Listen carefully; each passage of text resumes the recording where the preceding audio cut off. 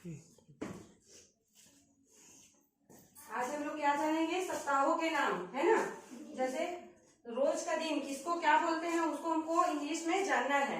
जैसे कि सोमवार को अपन लोग क्या बोलते हैं, मंडे। क्या बोलते हैं, मंडे बोलते हैं ना। तो सबसे पहले क्या आता है, मंडे। एम बोलो, ONDAY।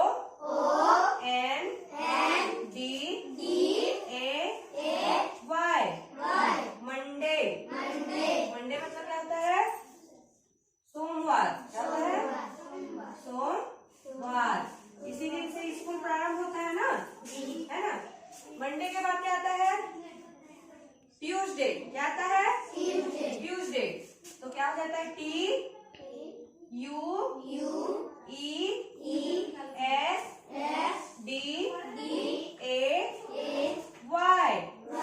ट्यूसडे।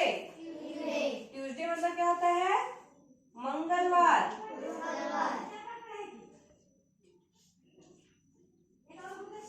ठीक है, सोमवार मंगलवार बोलते हैं ना। वैसे ही फिर क्या होता है, मंडे ट्यूसडे के बाद क्या आता है, वेडनेसडे। क्या आता है, WEDNESDAY।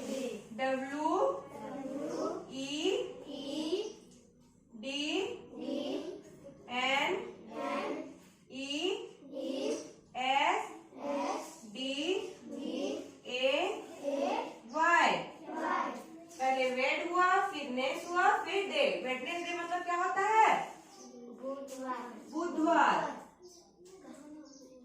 बुधवार, ठीक है।